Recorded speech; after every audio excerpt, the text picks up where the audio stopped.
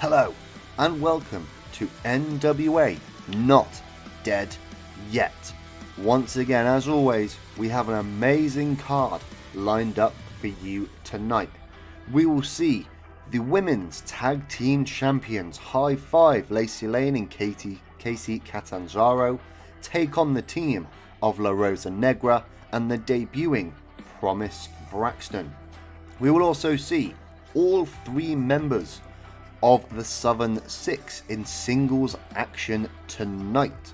Can they keep their momentum up, or will the cracks continue to show between the three men? And in our main event, we will see the Disciples of Sin, James Mitchell's Monsters of Max the Impaler and Bishop Dyer, take on the team of Colby Corino and the NWA Junior Heavyweight Champion TJP. All this and more will be now tonight on NWA Not Dead Yet. First being between Kacy Kasana and Daisy Kill, where Daisy Kill does defeat Kacy Kasana in about 7.5 minutes. Again, gets a 24 rated match. These two are not the best. They have recently both lost tag team partners, with AJ Kasana and Jack Talos both leaving the company. But these are quite young guys that can hopefully improve, but at the moment their ratings aren't the best, but I'll keep them around to see if they do improve. Our next match is significantly better, as it gets a 40 rating, in which the team of Carson Drake and Jay Bradley do defeat Burchill and Mims. Again, another pre-show match and another way to get these two newly formed teams into action. Good ratings for Jay Bradley and Burchill, who get 42 and 39 respectively. Mims and Carson Drake getting both 31s, equaling out to a 40, which is not a bad match. But we'll get on to the main show.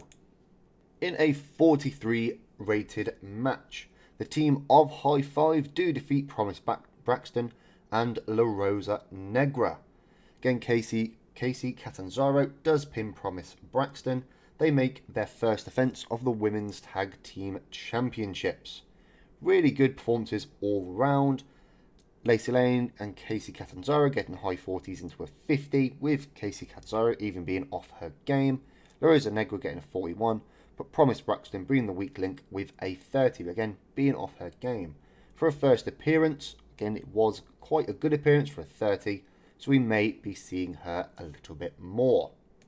We then go to a 53 rated segment in which Mark Henry comes out. He congratulates High Five on their win, but says that they will have more challenges at the next show, which will be NWA Breaking Down. But these challenges will be from a brand new international partner. So we'll see who steps up to face High Five for the NWA World Women's Tag Team Championships. We go from this to EC3 defeating Charles Mason. Again, we have seen Charles Mason on the last show being beaten by TJP, but he is now beaten by EC3. In the match, we also did have Odinson at ringside, so we'll see how this progresses. But a good win for EC3 over Charles Mason. Then we have Odinson. He is on the ramp. He is congratulating EC3 on a big victory over a hard-fought opponent. But he says he still wants to destroy him, so he's challenging him to a last man standing match at NWA Breaking Down. So we'll see if EC3 will accept this challenge, and if he does, then we'll have a last man standing match on the next show. Then in a very poor match, 31 rated, Silas Mason does in fact defeat Trevor Murdoch. Again, they have no chemistry and they didn't click at all, and it really showed in the performance and in the rating, which is a 31 rated match.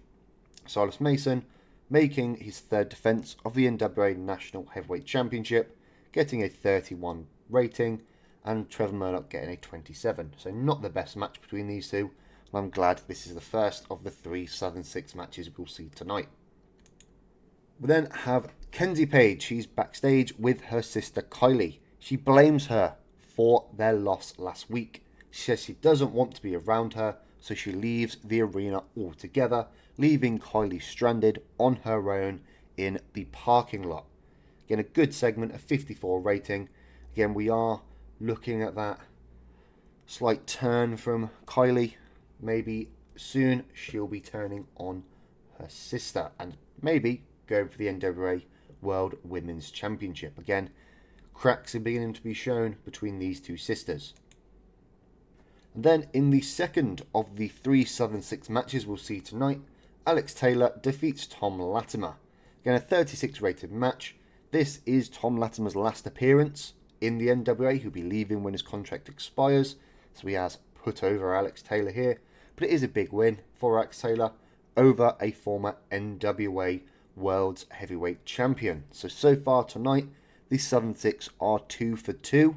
So we'll see how Kerry Morton gets on in his match later tonight. Then, in a 49 rated match, a very good match indeed, the Diamonds in the Rough defeat the debuting ACH and Ninja Mac when Spencer Slade pins Ninja Mac. Again, this was the 4th defense of the NWA World Tag Team Championships by the Diamonds in the Rough. It is a very good defense against 2 former champions from different companies around the world.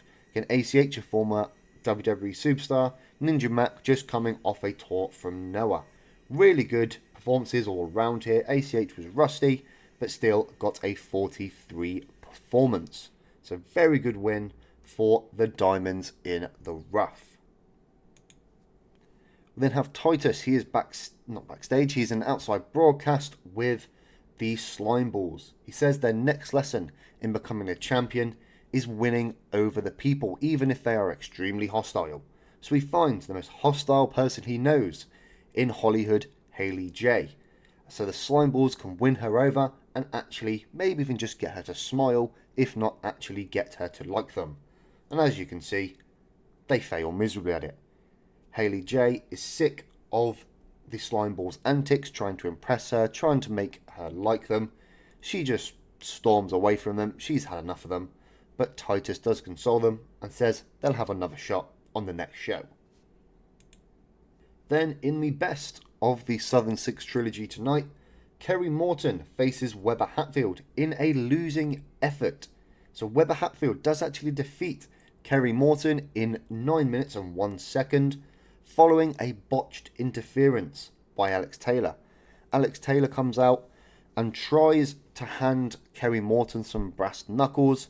Kerry Morton doesn't quite understand what he's trying to say to him, which then does lead to him turning straight into the finish from Weber Hatfield.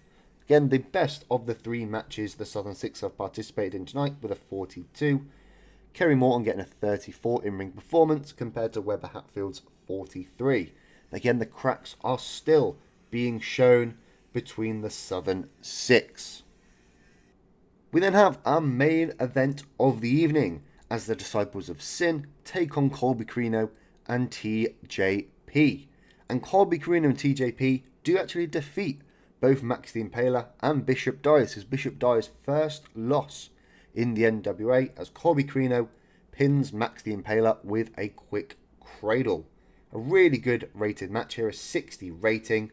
Bishop Dyer getting a 64, Colby Corino getting a 61, Max getting a 56, and Colby being off his game but still getting a 51. So an excellent performance from all these participants and a really good 60 rated match. But a huge win for Colby Corino and TJP over the Disciples of Sin. So we'll see what this leads to. So after the match, Bishop Dyer and Max the Impaler both jump Colby Corino. They're beating him down, continuously throwing him around the ring, hitting him with huge moves, stomping him, punching him, just beating him down so he can't get back up. They keep doing this until suddenly a noise we all know and a noise we all love comes over the sound system. The glass shatters and Stone Cold Steve Austin comes storming down to the ring and he looks like he's got a purpose. Bishop and Max both clear from the ring after James Mitchell's demands. Austin grabs a mic. And he says if the crowd wants to see Colby Corino whoop Bishop Dyer's ass and take the NWA World Heavyweight Championship away from him, give him a hell yeah. And the crowd happily oblige. And the main event, the NWA Breaking Down, is set. It will be Colby Corino against Bishop Dyer for the NWA World's Heavyweight Championship. Get a match that has been set out by none other than Stone Cold Steve Austin. So the show overall gets a 52 rating, which is again very good. It increases our popularity. We are still being hampered by our production quality, because again we can't keep up with the likes of TNA and NXT with the money we are making at the moment. Hopefully the more we grow, the more money we will make to be able to match these different companies. So our post-show speech will be praising Colby Corino, Bishop Dyer and ACH. We'll see how they react to this. Colby Corino is very happy, Bishop Dyer is pleased, as is ACH. So we'll see what our financial report says, our popularity, and then we'll head back to the office area. So the financial report, we hopefully have made money. We've made about just under $7,500 tonight.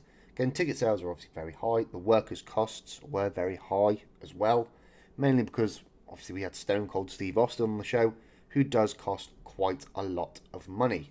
Again, a really good show and a really good amount of profit made. So we'll look at our popularity, see if we've gone up anywhere. Again, our popularity is continuously on the rise in so many different areas.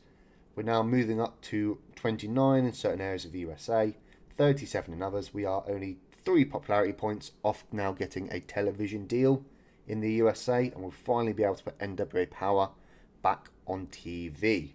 Again, we're moving up to 18 in Mexico as well, but Canada does stay the same. So we are edging ever closer to that TV deal for NWA Power. But this is where we'll end the show, and I'll see you back in the office area to have a look over the viewership of the show and to look forward to what's happening on the next show. So here we are back in the office area. We'll have a look at some of the news, see if anything has happened. Again, doesn't look like much. It looks like one of our international partners might be circling a bit. So we'll have to have a look at if they're actually making any money. We also have someone leave New Japan, which is Tomohiro Ishii. Again, could be quite a good signing for us to bring him in. We'll have a look at our emails. Again, it's just confirmation that Charles Mason's left. He's only on a 2-appearance deal. We might be seeing him back, but maybe in the future. In terms of Not Dead Yet, gets around 35,000 viewers. So a really good viewership for this show. If we then go onto our homepage or the office area, you'll be able to see that the next show, as I've already mentioned, is NWA Breaking Down, which is in 13 days, so just under 2 weeks. This will be the next show that will come to you, and as mentioned, you will see Colby Corino face Bishop Dyer for the NWA World's Heavyweight Championship. So this is where I'll end this episode. Thank you very much for watching. I really hope you enjoyed. Make sure to like, subscribe, and I'll see you in the next episode of NWA Breaking Down.